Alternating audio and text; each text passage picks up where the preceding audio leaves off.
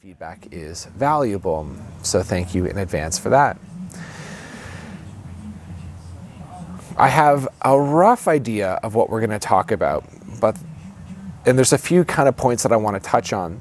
What I really want to do, how we'll be able to evaluate if this video has hit its mark, is if we can take the stuff that we've been discussing in the earlier two videos, so the campaign of the self, what it is, how to come out of it, how to live outside of it, and what are the consequences of that, and really turn it into an applied practice, to really turn it into a series of methods and techniques and ideas, and to really make this practical and really ground it in a concrete way so that you can use it and actually live the experience of living outside of your own campaign of yourself.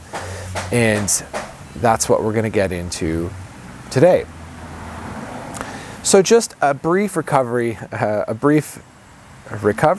brief synopsis of this idea of the campaign of the self. I went into great detail over the last two videos, so I don't need to go too deep into it here.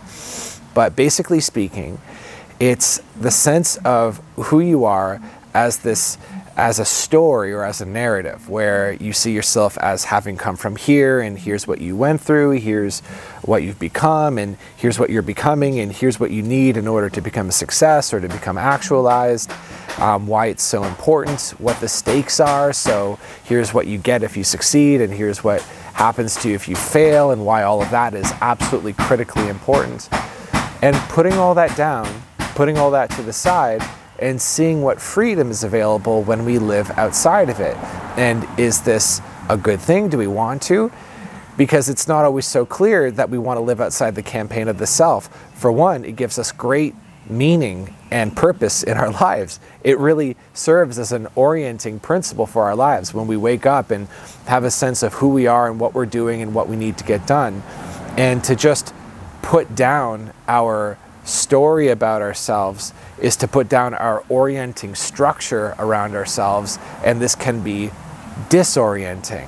And we may want to proceed with some caution, especially if we put a lot of value and a lot of importance on this narrative and this idea that we have about ourselves.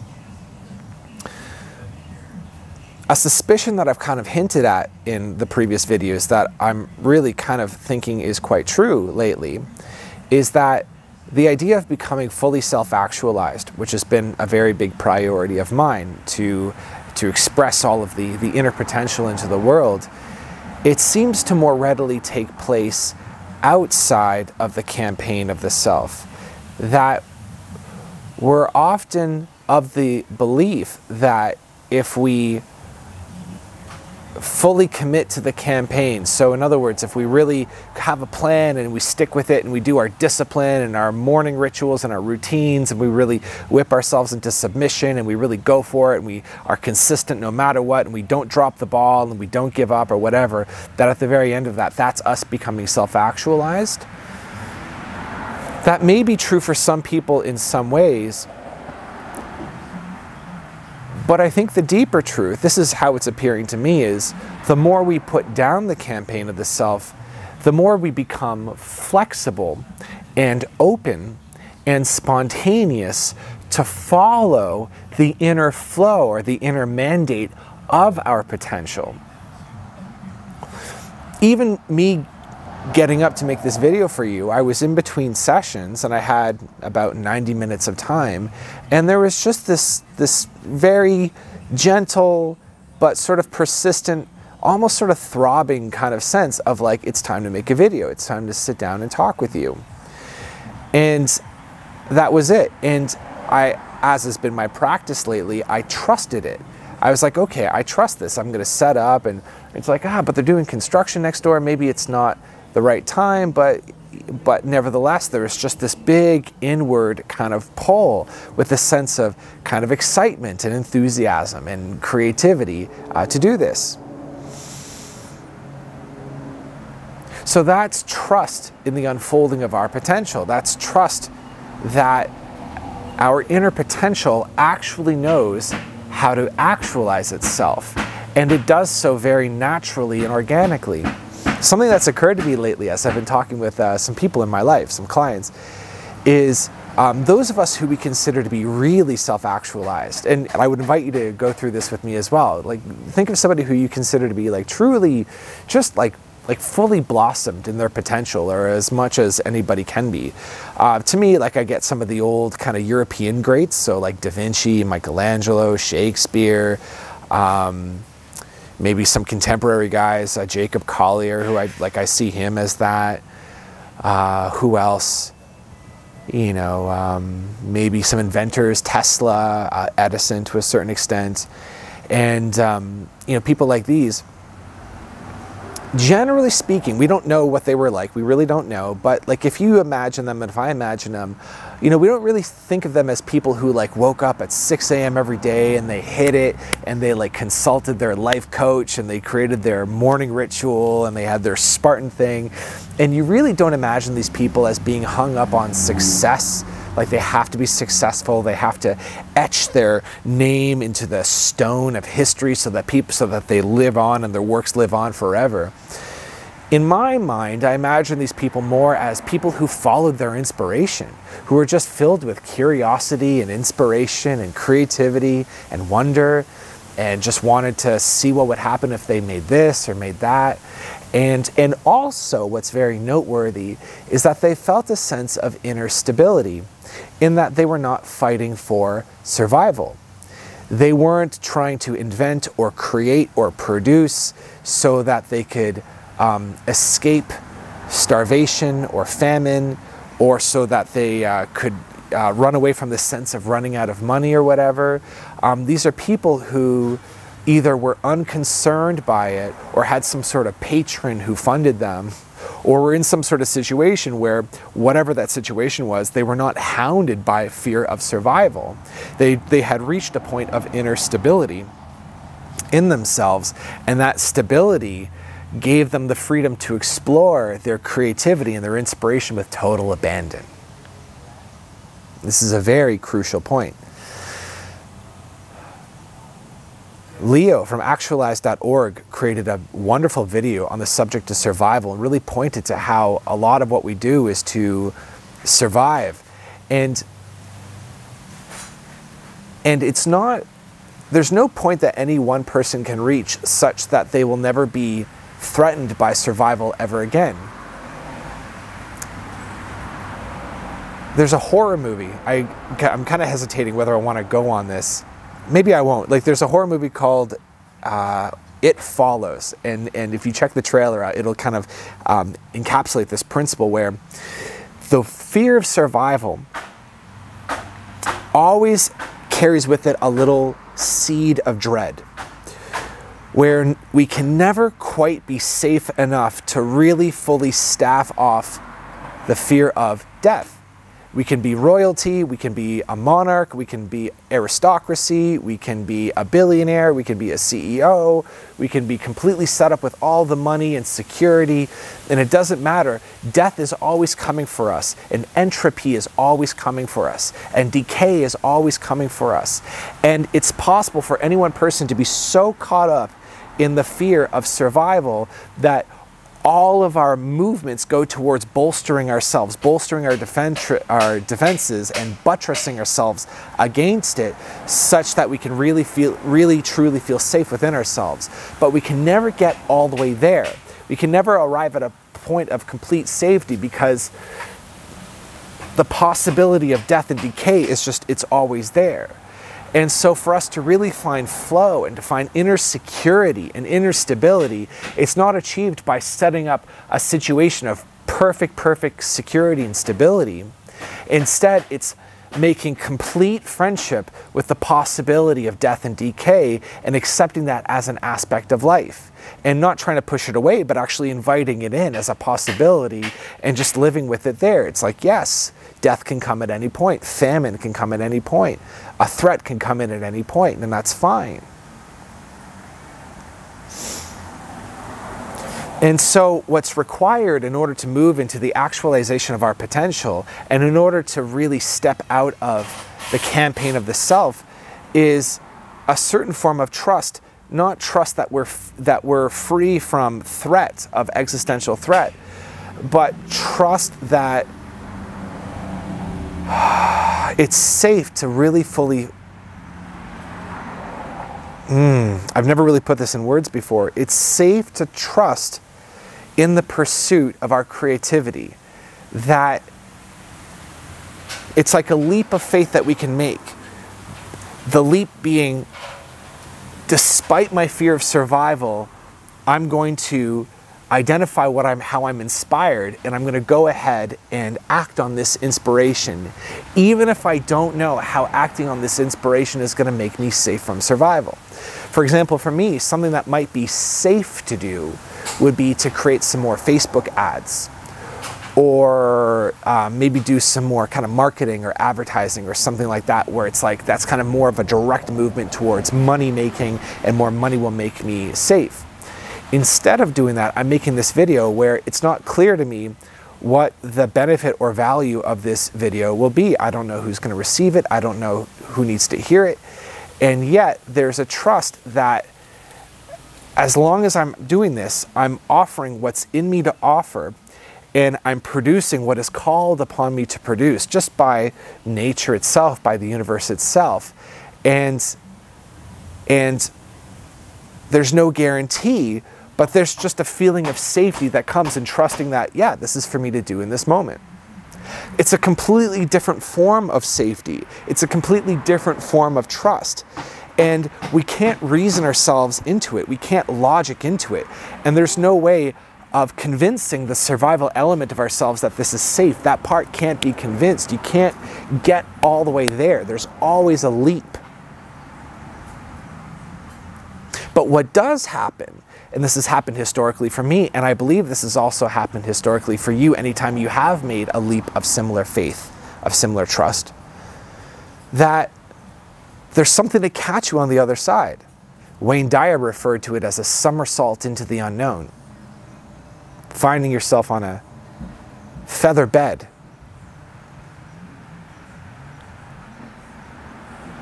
Something always appears to catch you. And yet you can't, no one can make a promise that there will be something to catch you. And maybe there won't be something to catch you. And yet there's such satisfaction that comes from practicing trust and embodied movement into this trust. It's one thing to trust that all is well, but it's another thing to actually do something where I'm not exactly sure why I'm doing this, but I'm going to do this anyway. And I guess that is the practical element of this video that I wanted to get to. So if we were to turn it into an exercise, there are a few different questions that you can ask to kind of jog this, to kind of move it forward. One of my favorites is, what do you feel called to do? So say, if you're watching this YouTube video, maybe you have a little bit of extra time on your hands. Maybe you don't. Maybe you're procrastinating on something. That's fine. This thing that you're procrastinating on, are you absolutely 100% sure that doing this thing is the right thing for you to do? Or is it just the safe thing where it's like, it feels like control, where like this thing that you're procrastinating, if you could just get yourself to do it, then you'd be safe. Then you would be financially well off, or you'd be able to kind of feel like you've done the right thing today, something like that. So putting that to the side, what would you do if you knew, for the sake of argument, for the sake of imagination, that your survival was completely assured? Completely. You were completely safe. There's money for you, there's safety for you, all is well, nothing's wrong, everything is moving according to its highest plan, and all is well. If you just knew all that to be true. You knew it to be true. And therefore, it's almost like whatever you do has no effect on your survival, because your survival is 100% right now. What would you do right now?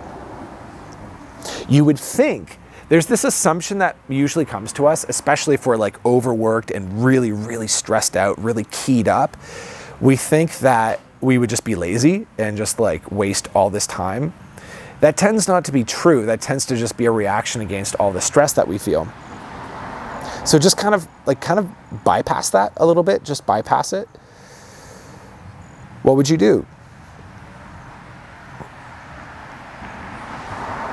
what may come up for you as you play with this question is some sort of thing that you assume to be small and of no consequence. So you might think, I would write a story, write a poem, create a podcast. I would, create a fun little business that I have no idea if anybody would buy the thing. I would read a book. I would exercise. I would drink some water. I would meditate. I would sit still. I would nap. So as you do this, and this is just journaling, right? This is just like, we're just playing with ideas here. So you're not committed to doing anything that comes from this exercise. But bring attention to the answers that come up uniquely for you in this situation.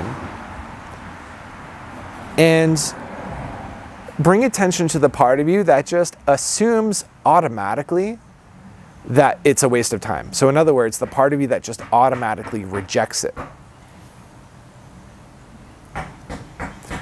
Notice the automatic rejection of your inner creative impulse, your inner fucking impulse. The movement of the Tao, the Tao Te Ching, T-A-O-T-E-C-H-I-N-G,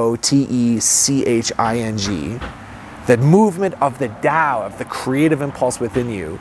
Notice the immediate rejection of it. How you just immediately reject and discount it because you don't know where that path leads and you assume that it'll lead nowhere. And instead it's like, no, here's how I can control my life. I'll control it by doing method 1, method 2, method 3, following the experts. The experts say I should do this. Past results have led to this, so I'm just going to do more of this shit that worked back then but doesn't work anymore. All of that is mental control. And notice how it's just like an illusion of control. Excuse me. Like the illusion of control, like it doesn't actually create any control. And how it's like what I'm supposed to do, and maybe you can get yourself to do it and it produces like mediocre results at best or like no results at worst. And it brings no joy to do it. Contrast that with following this inspiration of what you would do if survival weren't a thing, and how much joy it would bring you to do it. Just how good it would feel and how unhurried you would be to finish it, and how you just like you would allow the process to take as long as it's going to take, and you'd customize it and do it according to how it would feel good for you in whatever order you'd want to do.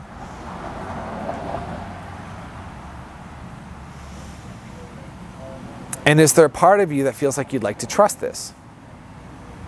Notice how also as we talk about this, none of this is to be misconstrued as like quit your job or drop your responsibilities, or like, don't do, what other people, don't show up where other people have expected you to show up, like you've agreed to show up for your job or, similar thing.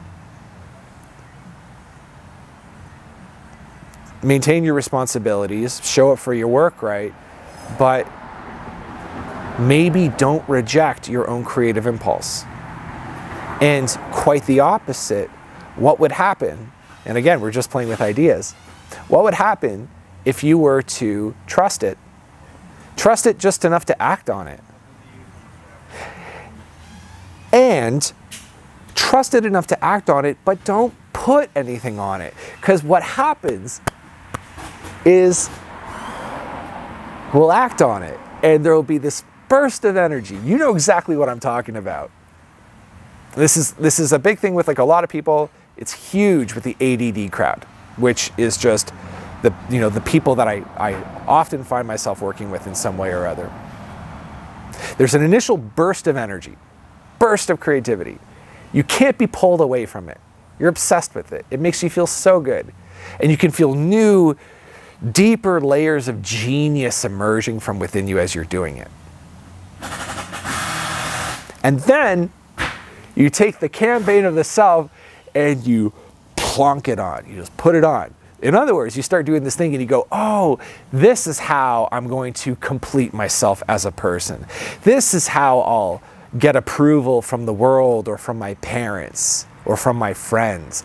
This is how I'll make riches and create survival for myself and fix my survival in the world. This is how I'll finally gain respect from my peers. This is how I'll finally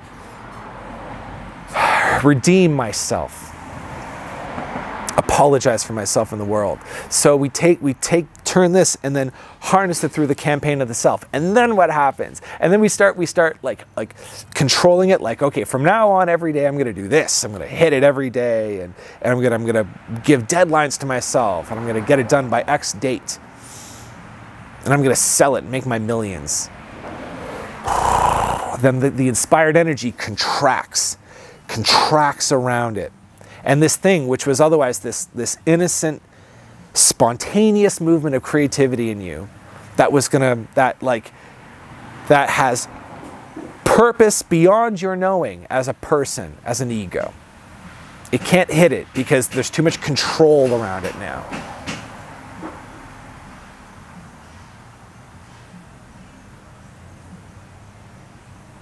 So, the question being, what would it be like to allow the inspiration to move through you, give some room to it, some space, some time?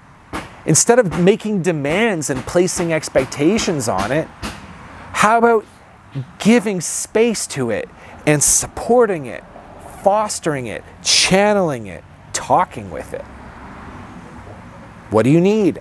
I'm here to serve. I'm here to serve. What do you need? How can I support you?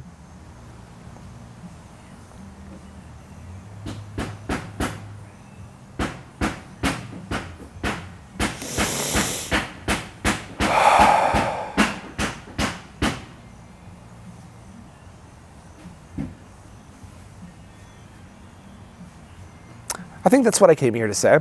So, just to wrap it up, to summarize. How do we take what we've been talking about in the past 2 videos? If you haven't watched these videos, may I sincerely recommend you watch them. They've been so helpful for me. They've been so important for me. And the ideas are so key if you have any concerns about like the proper actualization of your potential in the world. It's like, where do you put this campaign on life and try to control everything? So step outside of the campaign of the self. How do we do that? You just ask, what wants to be expressed through me? You ask, what would I do if survival were completely 100% assured and I never had to worry about survival? Because the truth is that you don't have to worry about survival. It doesn't mean you are going to survive. Ultimately, we won't. We won't. Maybe we can make peace with that now. None of us are going to survive. We won't. There's no guarantee of survival. And you don't, like, there's no need to believe this, but it's just, you just play with this idea of trusting that the survival will happen, that you'll survive, that there's enough intelligence and wisdom in you to survive until you don't. And so, like, pay attention to it. Like, don't just not survive or give up on like responsibility and doing what's there for you to do. But just sort of, as you do that, also just keep this knowing that you'll survive for as long as you're here to survive, and that you're free, at least for like periods of the day, at least for like a few hours out of the day or for a day out of the week. You're free to assume that survival's there, and then play with this question that just opens up, what would I do if survival weren't an issue? And then, generally speaking, what happens is, as we ask this question and answer it and move through it, trust it, and just stop rejecting it, stop discounting it, then more opportunity opens up. Opportunity opens up, possibility opens up. The world responds to that energy. The world loves that energy. It loves, like, you and I both know what it's like to listen to a song or receive some kind of content that comes from this inspired place. It's like, yes, I love it. I recognize it. And the words don't even really matter. It's just, the words are just a container for that inspired energy. And all we really want to do is just bask in it, right? And bask in that one person's kind of interpretation, or their one particular unique way of conveying that flow energy. What would I do if survival were not an issue? If survival were assured, what would I do? How would I conduct myself? And maybe open up some space to conduct yourself that way. Don't place any expectation or heaviness on it. For the love of God, don't smother it with your campaign on life. Just keep it open. Don't expect anything of it. Maybe the inspiration won't be there tomorrow. Fine. It's not a failure. We just assume so much trust is there that we just assume that's just how long it was supposed to be. That's how far the project was supposed to come. We'll assume that the karma of that thing has completed itself if there's no inspiration there. That's the depth of our trust. So, thank you so much. Thank you for listening. Please like if you enjoyed this video, if you got something out of it. Consider subscribing. All of that is just a way of supporting this channel, which would be good. Thank you so much. Take care. If you want coaching, you can get it for $5. Link below. And talk to you on the next one. Goodbye.